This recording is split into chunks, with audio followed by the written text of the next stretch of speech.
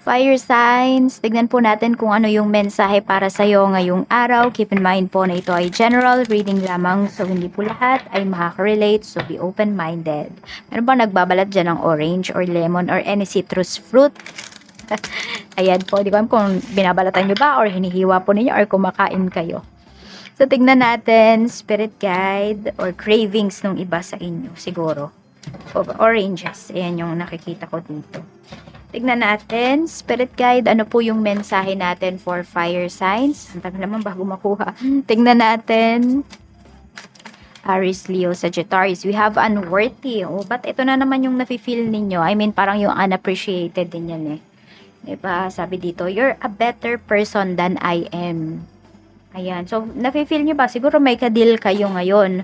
Tapos, pwedeng, ay, naku, nakikita ninyo na, ay, teka, yung tao na to, parang sinasayang lang yung oras ninyo. Ayan. So, parang ang dami-dami nyo pang pwedeng gawin. Pero, oo, nalulunod kayo dito sa taong ito. Yan po, oh. Ano ba? Unworthy ba siya ng time po ninyo? Ng attention ninyo? So, detach from that person. Detach from that situation. Kasi, ang nangyayari dyan, pwedeng kayo yung mas nahihirapan dito. Mas kayo yung nag-e-effort. Nagbibigay ng, ng energy towards this person.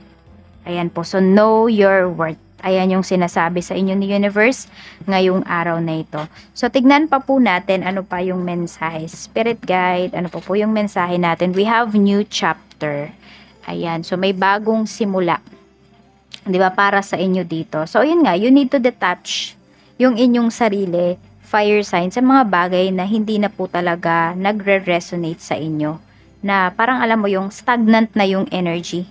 Na kahit anong gawin po ninyo, parang wala nang pag-usad na nangyayari dito. Kasi kayo lang yung nahihirapan.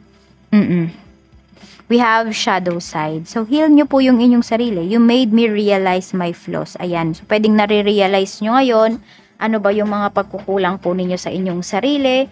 Ano ba yung mga bagay na sobra-sobra po ninyong ginagawa or could be tinatago po ninyo? Parang minamaskarahan po ninyo yung inyong mga nararamdaman. Ayan, no?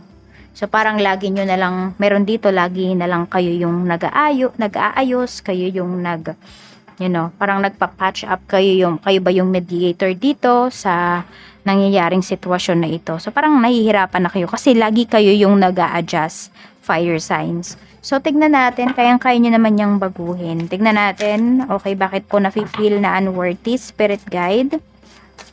Ano po yung nafe-feel dito na unworthy?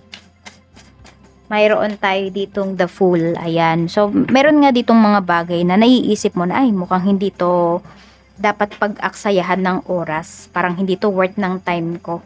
Ayan po. So, ito yung mga new things na yung iba sa inyo pwedeng natatakot kayo kasi nga dahil mga bagong bagay ito, bagong sitwasyon sa life niyo. So, pwedeng hindi nyo kasi alam kung paano ba i-handle. So, medyo na-overwhelm po yung iba sa inyo dito. Tignan natin.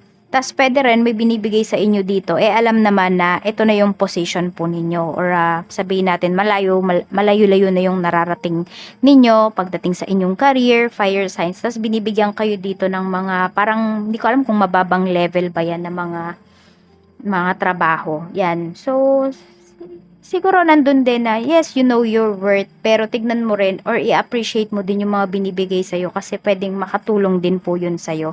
So, parang sinasabi dito ni Universe din, at the same time, fire signs, huwag naman kayong magagalit, is huwag kayong masyadong magmalaki. Oo, parang stay humble pa rin kahit nasaan na kayong part ng, or phase ng life po ninyo. Tignan natin what is new chapter. We have 8 of Cups. Ayun nga. So, sinasabi ko kanina, 'di ba? You need to detach. So, ayan po. Detachment din talaga yung sinasabi sa iyo dito. And i-pursue mo na yung mga bagay or mga career na gusto mong i-pursue pagdating sa life mo. Fire signs, alam nyo yan, kayo lang yung makakatulong sa sarili ninyo. Siguro, yes, may mga help kayo na marireceive din naman from other people. Pero, yung mga help ba na yun is panghabang buhay ba? Di ba hindi naman? So, yes, may mga taong willing tumulong sa atin, pero baka hindi naman talaga pang matagalan. At syempre, nakakaya din naman, hindi ba? Kung sobrang tagal na ng taong ito na tumutulong sa inyo.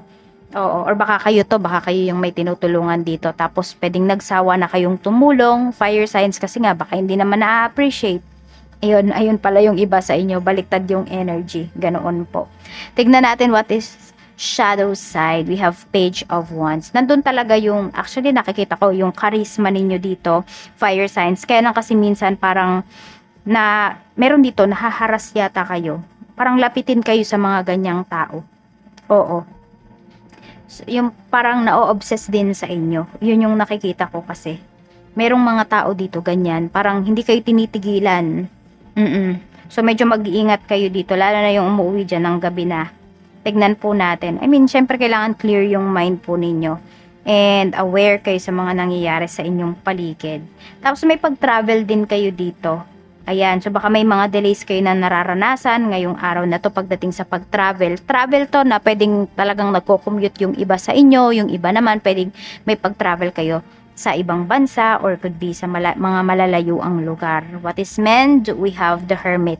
So, mas gusto nyo pa ngayon mag-isa. Mas na-enjoy nyo po yung inyong sarili. Ayan. So, pwede rin tahimik sa bahay ngayon. Pwedeng may mga nag-aaway. Pero, silent war ang nangyayari dito. Parang, ang cold sa bahay po. Fire signs at yung iba sa inyo, parang gusto nyo na lang umalis. Medyo nai-stress din talaga kayo. So, tignan po natin ano pa yung mensahe pagdating sa trabaho. Spirit guide, kamusta po yung ambience sa trabaho? We have 10 of Cups. So, dito sa trabaho, ayan yung mga nasa bahay, pwedeng gusto na ninyo magtrabaho talaga. Or gusto nyo nang pumasok sa work, pwedeng mas nai-stress pa nga kayo pag nasa bahay. So, maganda po yung energy dito sa career ninyo. Yes, madaming ginagawa, pero nandun kasi yung happy kayo sa ginagawa po ninyo. Ayan. So, dito naman sa trabaho, pwedeng na-appreciate talaga kayo. We have 2 of Wands. Ayan po. Meron tayo ditong pag-travel. So, baka may pag-travel kayo dito ng mga co-workers mo.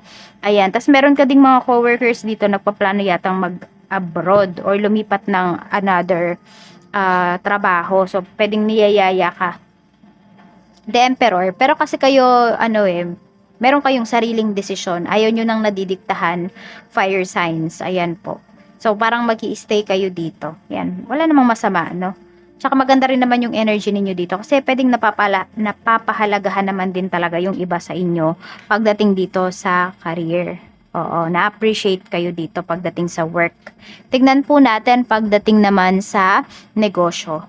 Okay, 10 of Swords. Ay, naku, meron kayong mga kailangang i-review dito. Tapos, meron din dito, pwedeng blinak na kayo na clients po ninyo ngayong araw. Yan. So, pwedeng naniningil kayo, fire signs, tas blinak na kayo. Oo. Pwede rin may nakalimot dito ng parang inutang niya sa inyo. Ganyan. So, hindi na magbabayad. 2 of Pentacles. Pagdating naman sa mga staffs mo, parang meron dito, nagtuturuan, ganyan. Or, parang meron silang, hindi mahanap, ganyan. So, parang may nagkukulang kasi dito. Pwedeng yung iba sa inyo, yung staffs nyo talaga yung nagkukulang. Ayan po, pwedeng salita na lang talaga sila dito. Parang mga pagod, ganyan. Sobrang daming ginajuggle. Baka kulang po kayo sa manpower. Fire signs. We have King of Swords. Ayan po yung mga clients mo. So, medyo maging maingat kayo sa mga clients kasi po meron dito. Pwedeng demanding, sobrang demanding, meron din naman po dito, talagang ipaglalaban niya yung rights niya, kaya baka meron kayong policy na hindi alam ng clients ninyo, so paalam nyo sa kanya. Oo, pabasa nyo po sa kanya, baka mamaya awayin pa kayo dito. Pero alam mo, marami din kayong fire signs na mga professional naman dito ng mga kliyente ngayong araw. Ayan po, parang mga naka-uniform sila, hindi ko alam kung mga ano yung mga trabaho nila. Pero ayan, mga naka-uniform. Dilaw yung nakikita ko dito. Light ba? Light yellow, ganon.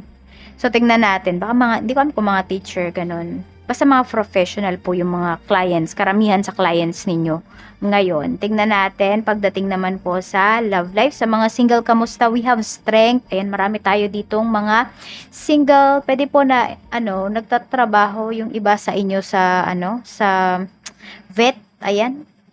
Kasi may mga animals dito na involved sa inyo or nakapaligid po sa inyo or could be sa farm yung iba sa inyo. Baka may farm kayo. Ayan, so parang doon nauubos yung oras mo dito. Pero meron kayong binibuild para sa inyong sarili. Ayan, or binibuild nyo pa talaga yung career ninyo. Kaya yung iba sa inyo, pwedeng wala kayong time para wala kayong time para magkaroon ng relasyon or pumasok sa isang relasyon. Oo, merong mga nag-aano po, nagpaparamdam sa inyo dito, may mga interested sa inyo, pero kayo yung hindi nagpapakita ng interest. Ayan. So, parang binablock nyo kaagad. We have Six of Pentacles, pagdating naman sa mga magkarelasyon.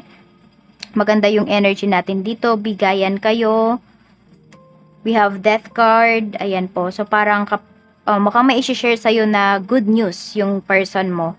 Oo, yung karelasyon mo, meron siya ditong pwedeng bagong pinagkakakitaan or bagong basta mga ideas na pwedeng pagkakitaan, ayan po.